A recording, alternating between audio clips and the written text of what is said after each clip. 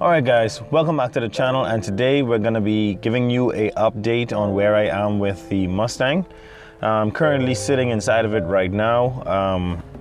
I want to show you guys this little knob, which is my manual choke system that I installed on the carburetor, and I want to show you the new carburetor that I had installed on the 5.0. Let's go around to the engine bay, and it's shiny. There it is right there. That's a new Motorcraft 2-barrel. It usually comes factory or stock on a 5.0. That came from like I think it was a 1982 truck or something like that. It's not going to be the most powerful, but it is going to get a job done, and it's supposed to keep close to factory fuel mileage. And that's my phone ringing. All right, continuing with what I was saying, it's going to keep close to stock fuel mileage. Not that I was concerned about that. It's a drift car. You're not going to be trying to get every bit of mileage out of it. But the throttle spring was another issue I had. I had to rig it with a spring from a brake pedal, I believe from a Corolla. 2 tie straps so that when you press it, that spring opens up, and then when you let it off, it goes back to its natural state. Even the throttle cable had to be jimmy rigged to work. So I have a bunch of tie wire around it, just basically holding it fast to the throttle body. And then I have some tie wire around the base of it, holding it in the proper position so that that cable stays at a good angle. But enough talking. Let me show you how that choke system works, and show you how the new carburetor sounds. The way that this works is that when you have it pushed all the way in, like it is now, it has the butterfly on the top wide open, so that the air to fuel ratio mixture is changed. To close it, you have to first push your foot down 3/4 of the way and pull this out. Doesn't move very much, but it pulled out. And now when you turn the key on, just wait for that beeping to stop. Turn on your spark, your fuel, let that catch up, and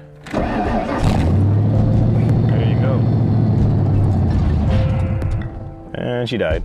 So I'm gonna give her a few pumps of the gas. 1, 2, 3, 4, 5.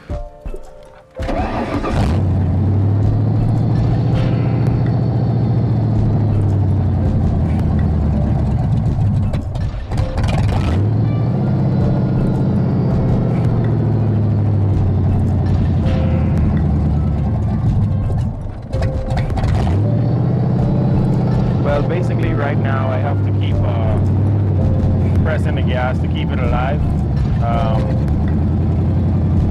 Not really sure why, but sounds really good. I gotta put an exhaust on it, way too loud.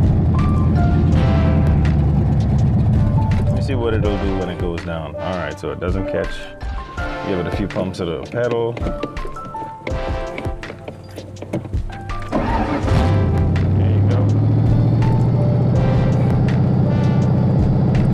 Show you guys what'll happen if you push in the cable. When you push it in, it brings that idle right down. When you pull it out, it brings your idle back up so that you can warm up the motor. Give it a few pumps of the gas.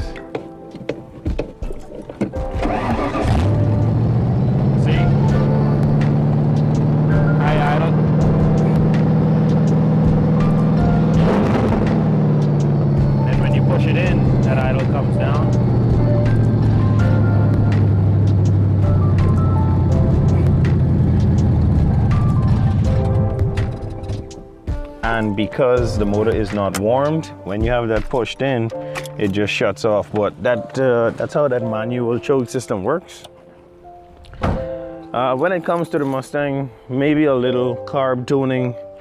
I know I have to bleed the brakes, they're a little soft, but I had to stop working on it because the water pump down here behind this fan, I know you can't see it, but the weep hole on it that tells you when the front seal on the water pump is bad, is pouring out. So I had to order a water pump. I also had to order a temperature sensor because the ones that come with the EFI system won't work now. I got a temperature system that's going to go into a hose. It has a fitting and it has a sensor that goes in and runs to a separate gauge. And hopefully that'll be the end of the 5.0 build, and we could start drifting and sliding and racing and doing all the crazy stuff that you're used to seeing here on this channel. But other than that, guys, thank you so much for watching. Don't forget to like, share, and subscribe.